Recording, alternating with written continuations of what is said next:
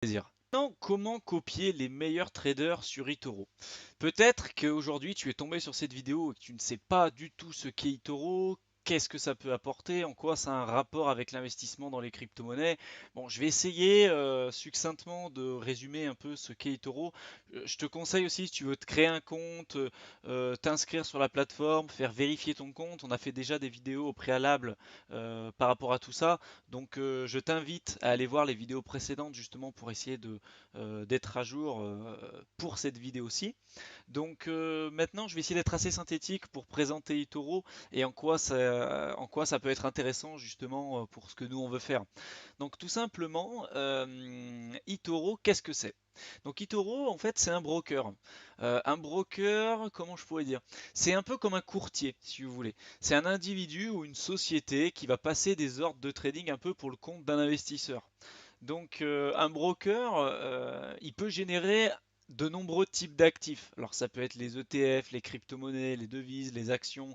eToro est un broker et justement permet aux investisseurs de traiter avec un très grand nombre d'actifs. On verra par la suite lesquels, mais voilà, déjà c'est ça dans un premier temps. Ensuite, c'est un réseau de social trading. Donc qu'est-ce que c'est un réseau de social trading? En fait, ça veut dire que tout simplement, à l'aide de eToro, vous pouvez échanger avec des millions d'utilisateurs, dont des traders professionnels. Ici, euh, vous pouvez prendre des décisions et décidez également de vous entourer des personnes plus expérimentées que vous pour pour pouvoir plutôt progresser plus rapidement et prendre les bonnes décisions. Donc eToro, il n'a pas été conçu au départ pour le trading des crypto-monnaies. C'est qu'en 2014 qu'il a ajouté justement les crypto-monnaies à ses actifs déjà présents. Donc comme j'ai dit, vous pouvez grâce à eToro trader des matières premières, des actions, des ETF, des devises, etc. Nous, vraiment, on va se focaliser sur les crypto-monnaies puisque cette chaîne, elle a été créée justement dans cet objectif. eToro, contrairement à Kraken ou à Binance, je ne sais pas si vous connaissez, mais c'est des plateformes de trading vraiment exclusivement dédiées aux crypto-monnaies. Contrairement à ces plateformes-là, eToro ne permet pas d'échanger des crypto-monnaies contre d'autres crypto-monnaies. En fait, il ne va pas être possible pour vous d'échanger par exemple du Bitcoin contre de l'Ethereum. Ça va pas être possible. Pour pouvoir récupérer vos gains, si par exemple vous achetez des bitcoins, pour pouvoir récupérer vos gains, vous devrez obligatoirement revendre votre bitcoin. Donc ça, c'est important de l'avoir en tête avant.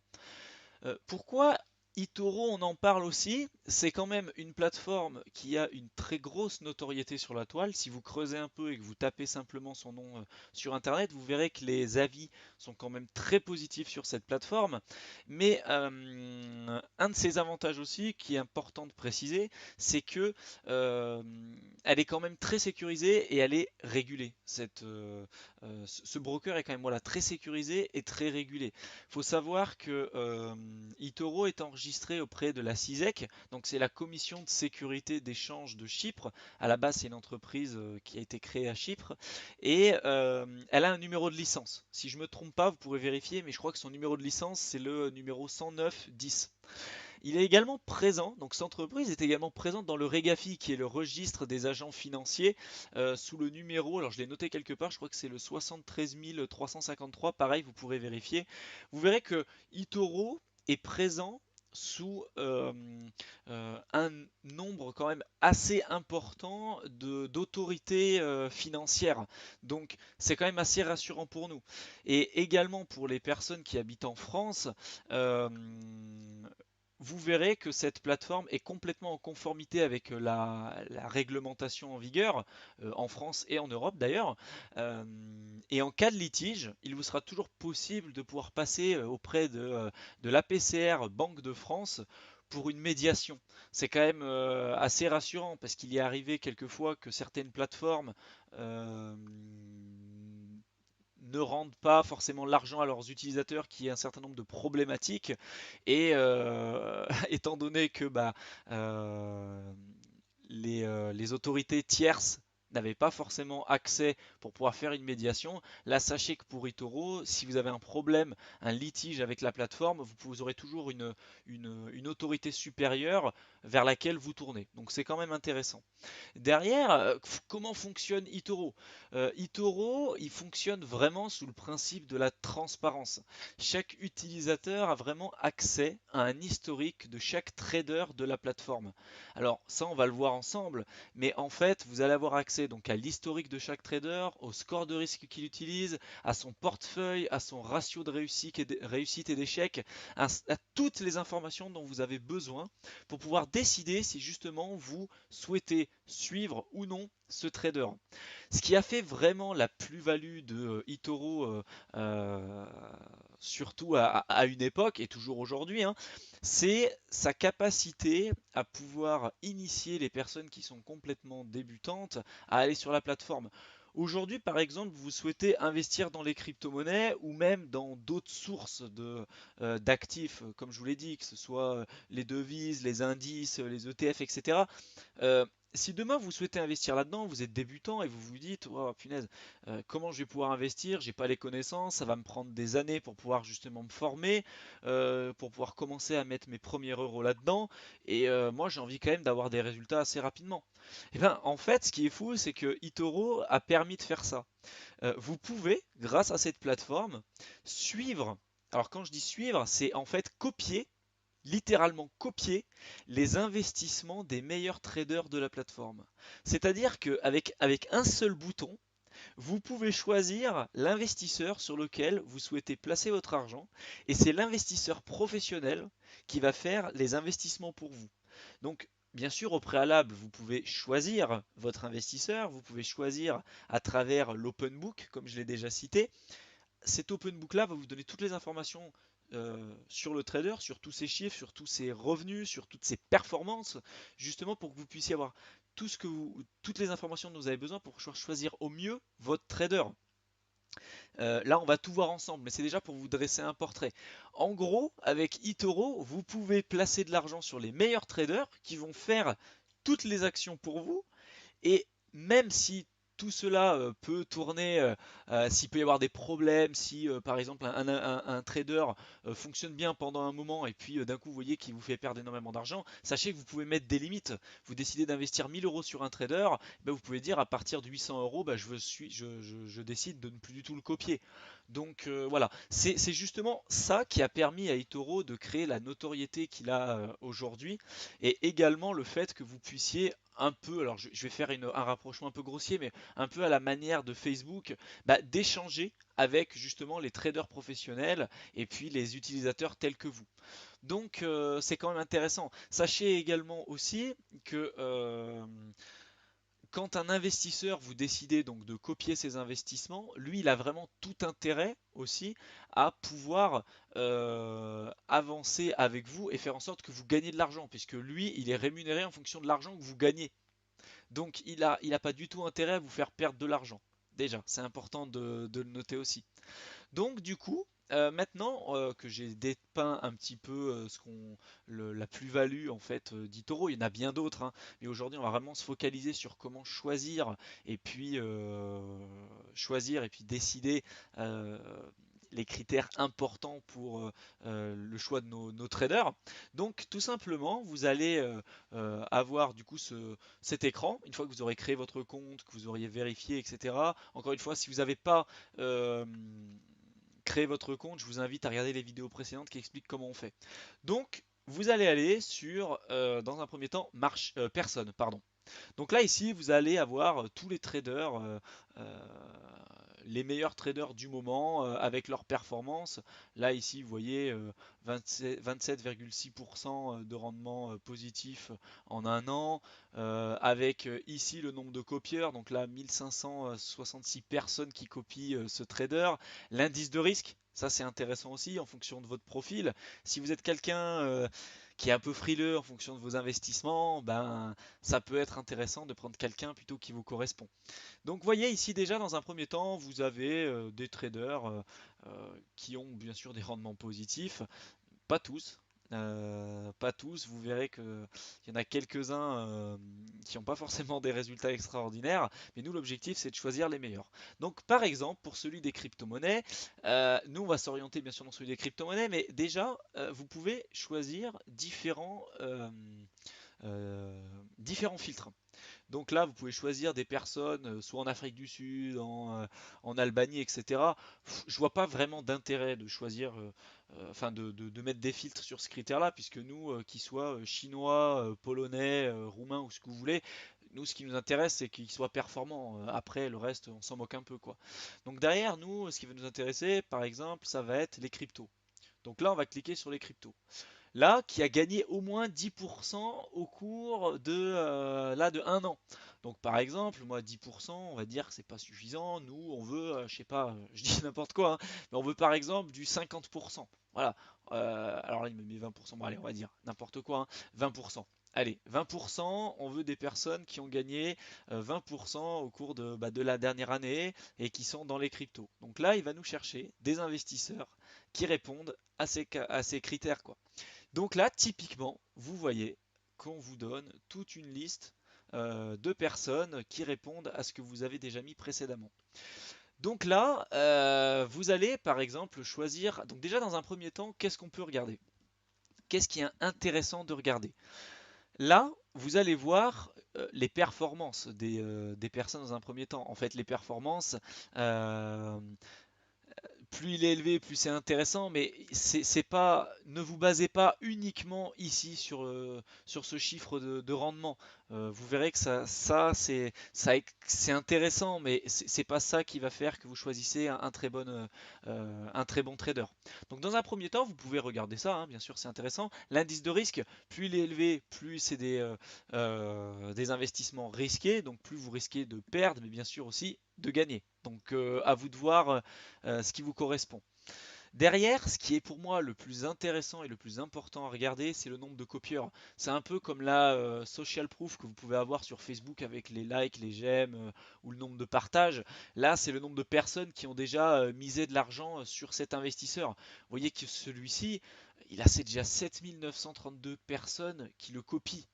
C'est juste énorme. Ça veut dire que vous, si vous venez ici, bah, sachez qu'il y a déjà énormément de personnes qui s'y sont fritées, et s'il y a autant de personnes qui le suivent et qui le copient, c'est que sans doute ça doit être profitable. Donc, par exemple, on va aller sur lui pour aller un petit peu plus loin dans l'analyse. Donc, dans un premier temps, vous pouvez déjà, donc vous allez avoir quatre onglets. Sur le premier onglet, on va commencer depuis le début, la dernière information. Donc, qu'est-ce que vous pouvez voir? Vous pouvez voir qu'à la manière un peu de Facebook, vous pouvez échanger avec les personnes qui suivent ce trader et avec le trader lui-même. Vous voyez qu'au fur et à mesure, on a l'impression qu'il est quand même assez réactif. Il répond quand quelqu'un lui pose une question. Il échange avec sa communauté. Il est réactif. Donc déjà, c'est un bon point. Moi, c'est la première chose que je vous invite à regarder, c'est de voir si il informe sa communauté et les gens qui le copient de ce qu'il fait.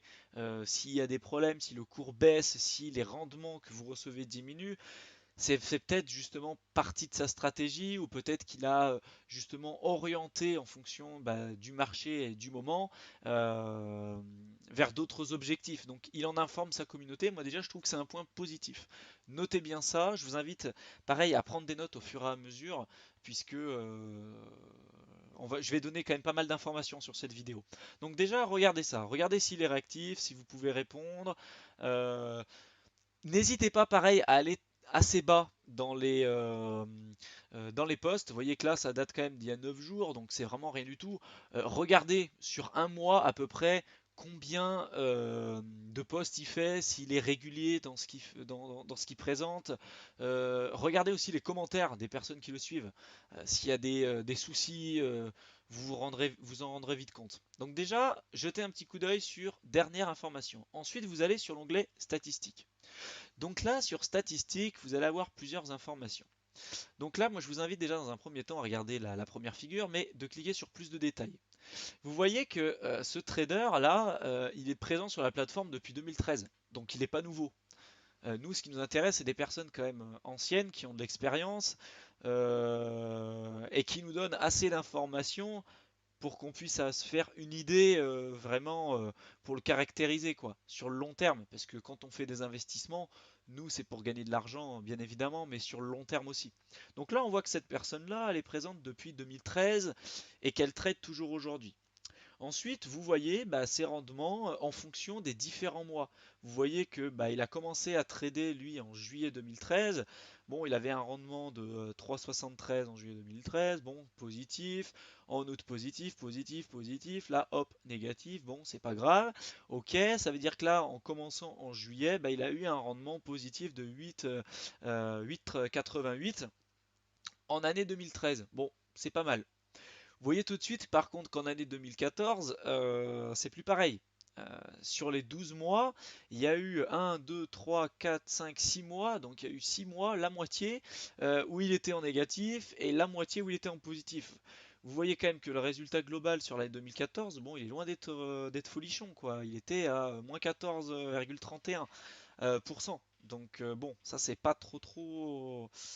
Voilà, ça c'est un point un peu négatif quoi. Bon, on peut se dire qu'il était nouveau et peut-être qu'il essayait un peu la plateforme. Bon, c'est pas grave. Dans tous les cas, nous ce qui nous intéresse c'est quand même la vision d'ensemble. Donc ensuite, on va regarder 2015. 2015, vous voyez que là, il a eu un rendement positif de 22,37. 2016, paf, il a explosé, 81, c'est énorme.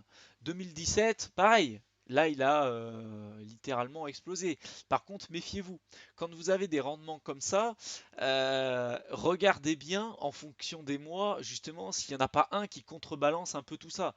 Là, vous voyez qu'en mai, il y en a quand même un où il fait 40,96 de rendement.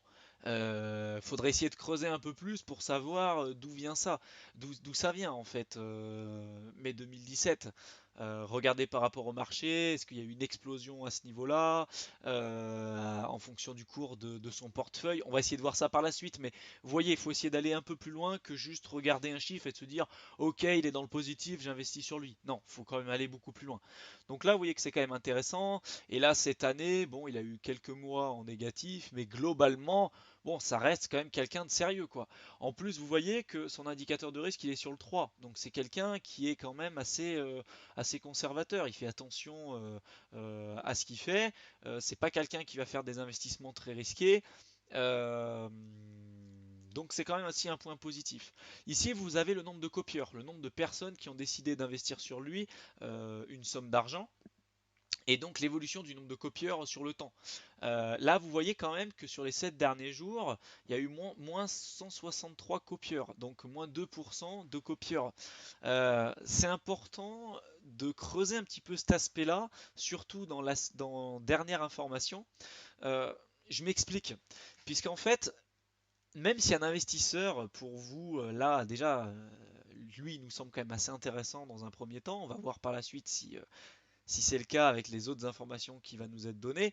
Mais un investisseur, plutôt un trader là, qui dans un premier temps est intéressant, mais que vous voyez que sur les 7 derniers jours, le nombre de copieurs diminue. Alors là, 2%, je trouve que c'est quand même assez important. Il faudrait voir un peu pourquoi il y a ça. Mais si vous voyez que vous avez des nombres de copieurs euh, qui diminuent drastiquement sur les 7 derniers jours, là c'est quand même pour moi un son d'alarme. Il faut pas, si les gens partent, c'est pour une raison. Soit c'est parce que justement, il a complètement changé de stratégie où les rendements sont plus présents. euh, Soit c'est parce que il répond plus à la communauté. Soit il y a énormément de raisons. Il y a énormément de raisons et généralement ces raisons-là, vous pourrez les trouver dans les dernières informations, puisque justement la communauté essaye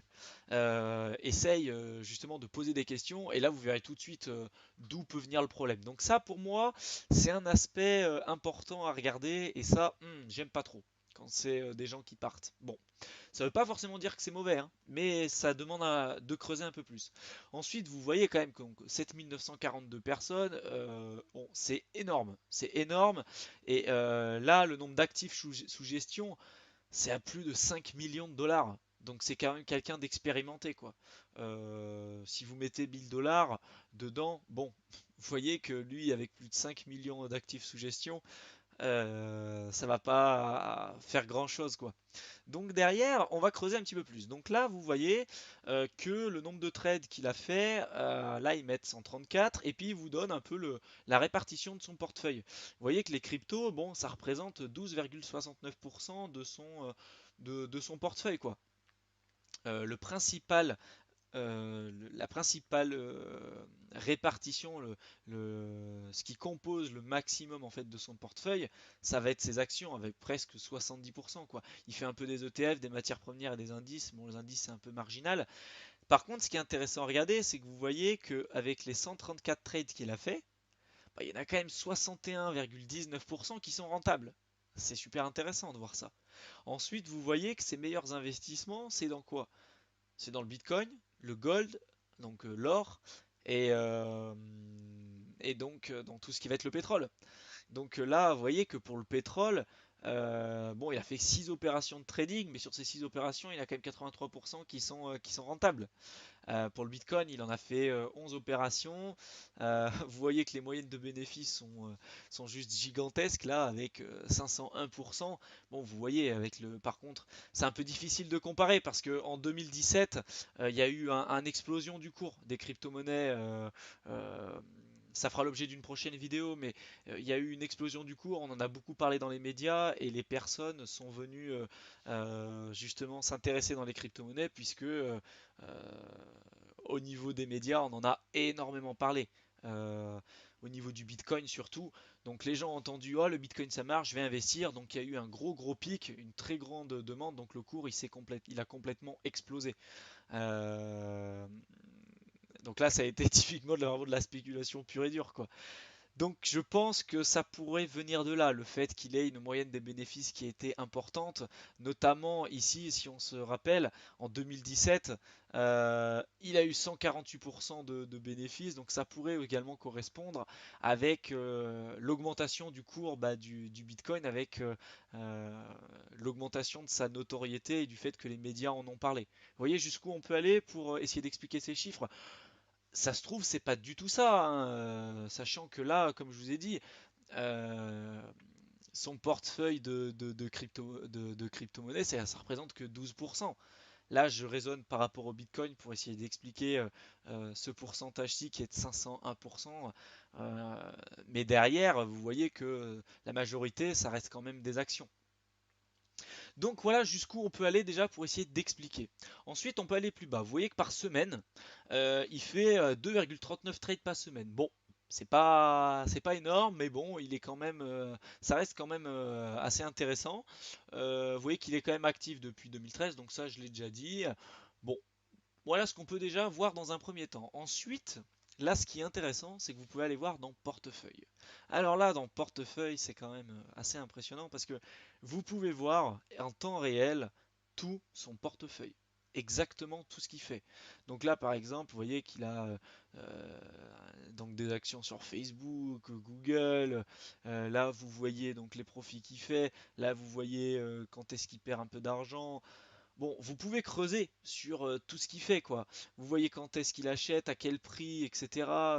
Je vous invite également aussi donc de vraiment regarder dans un premier temps tout ça et également de cliquer ici. Vous voyez donc portefeuille et historique. Derrière, donc quand vous allez aller dans historique, vous voyez que donc du 23/07/2018 au 22/08/2018, donc en un mois, il a fait 15 trades. C'est quand même relativement peu, quoi. Une personne comme ça, faudra du coup pas vous attendre à ce qu'il envoie énormément de trades chaque semaine.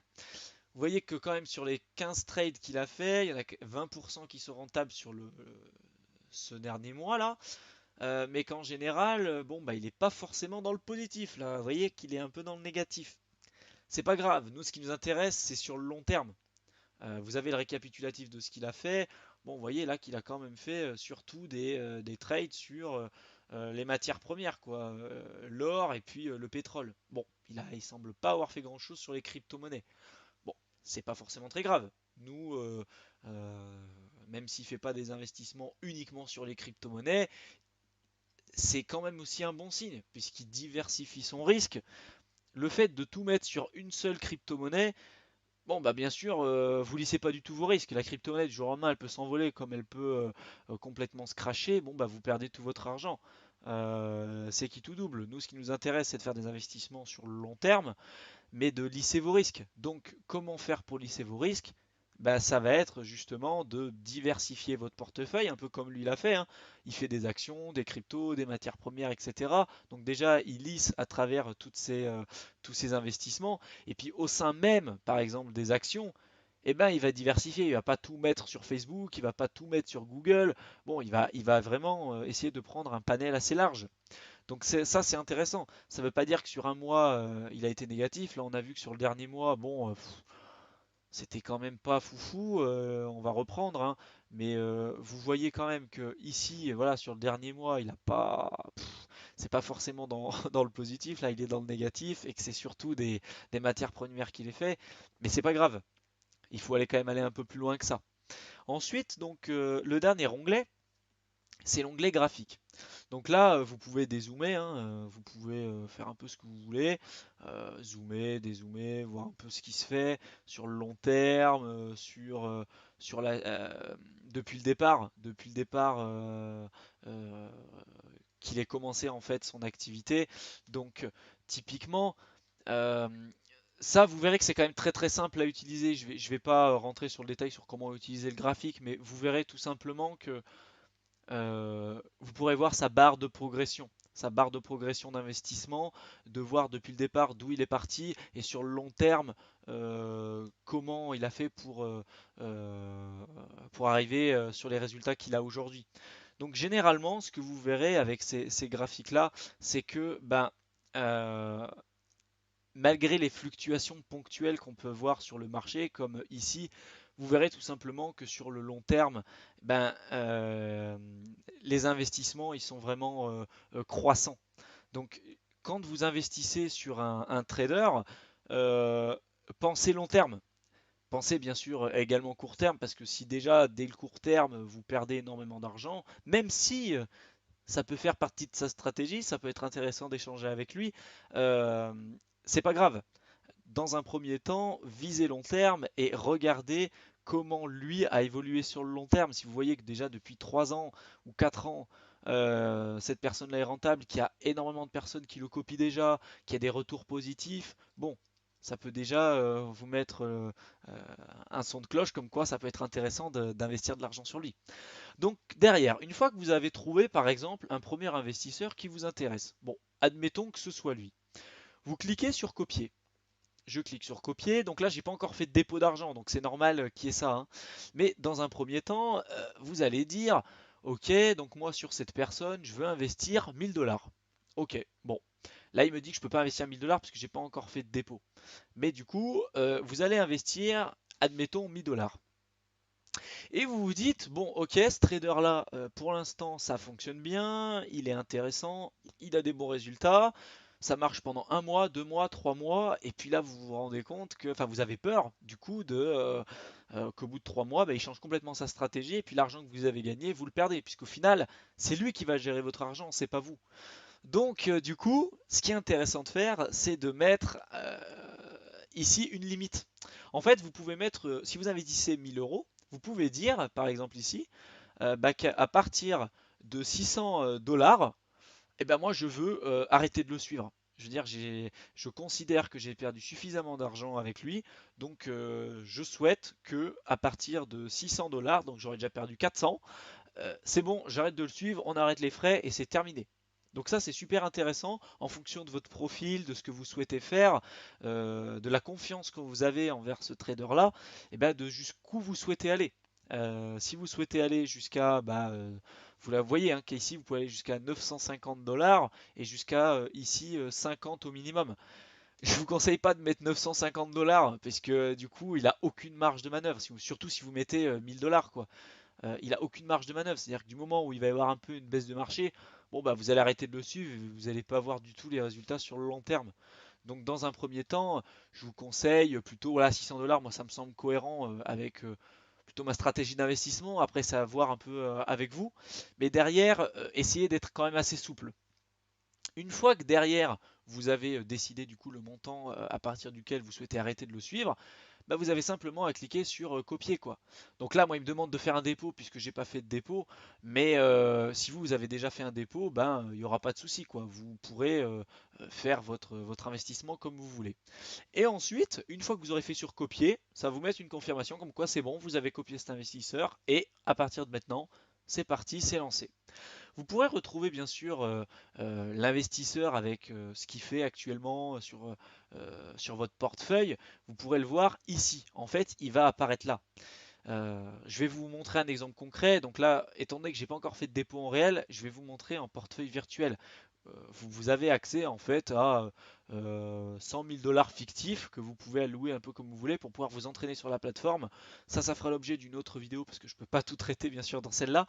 Mais pour l'exemple, ici, je vais vous montrer. Donc, je vais retourner sur personne. Je vais prendre un investisseur, donc le même qu'on a choisi tout à l'heure. Donc hop, je vais retourner ici, je vais reprendre notre investisseur, je vais décider de le copier. Hop, moi, on va dire, je vais mettre 12 000 dollars sur lui et qu'à partir de 7 500 dollars, j'arrête de le suivre. Je mets sur copier. Hop, là vous voyez, l'activité de copiage a démarré.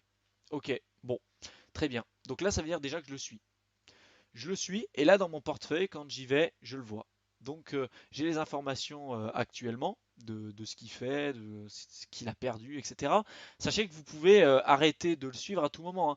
Pour arrêter de le suivre, même si il n'a pas perdu tout l'argent qui correspond à la limite que vous avez mis au préalable, vous pouvez arrêter de le suivre quand vous voulez. Et là, vous cliquez simplement sur arrêter copie, hop, arrêter la copie, hop, moi j'arrête quoi. Et hop, je récupère l'argent que j'avais misé sur lui. Par contre, bien sûr, s'il y a eu des pertes entre temps, vous récupérerez pas les pertes, c'est évident. Par contre, vous récupérerez une partie des gains que vous avez mis sur lui. Voilà, donc ça c'était dans un premier temps. Quand je vous disais pour lisser les risques, c'est intéressant de prendre des investisseurs, enfin des traders, qui n'investissent pas tout sur les mêmes actifs. Donc là, on a vu que pour celui-là, c'était intéressant parce que il mettait pas tout uniquement sur les crypto-monnaies ou pas tout sur les actions et puis qu'au sein même d'un même actif, eh ben, il diversifiait aussi à l'intérieur. On l'a vu dans le portefeuille. Donc ça, je vous invite vraiment à creuser. Mais derrière, pour lisser encore les risques, eh ben, on peut se dire, ok, cet investisseur il est intéressant, mais je ne vais pas mettre tout mon budget sur cet investisseur-là. Si j'ai par exemple, je ne sais pas, 1000 euros, ou on va dire, on va commencer par 400 euros parce que peut-être vous n'avez pas énormément de budget à mettre au départ, vous avez 400 euros à mettre, prenez 4 traders différents. Prenez 4 traders différents et puis mettez 100 euros sur chaque trader, par exemple. Ça vous permet de, du coup de lisser les risques. Si un trader du jour au lendemain vous fait faux bon, n'a pas les bons résultats et que vous perdez quand même beaucoup d'argent, non seulement vous pourrez vous sécuriser avec la limite inférieure qui s'appelle le stop loss, donc qui va décider d'arrêter tout simplement de suivre le trader dès que la limite va être atteinte. Donc déjà dans un premier temps vous pouvez vous sécuriser par ça, mais aussi vous pouvez vous sécuriser en prenant plusieurs traders. Donc s'il y en a un qui vous fait faux bon, vous avez toujours les trois autres qui vont pouvoir éventuellement rattraper tout ça et lisser le risque. Donc ça je vous invite vraiment à le faire. Donc pour commencer, si vous avez un budget de 400, 500, 1000 euros, commencez par investir sur 4 investisseurs différents. Ça sera quand même très intéressant au départ. Sachez également que vous pouvez trader vous-même. Voilà, là, cette vidéo, elle est plutôt orientée pour les personnes qui n'ont pas réellement de stratégie au départ, qui n'ont pas aussi forcément envie de passer énormément de temps, à passer 1 an, 2 ans à se former sur le trading, etc. Puisque c'est vraiment un métier à part entière, hein. On ne peut pas s'improviser trader du jour au lendemain. C'est un métier qui demande énormément de compétences, du temps, de la patience, etc. Et eToro vraiment permet de pallier à ce problème en copiant littéralement les traders. C'est juste génial quoi. Donc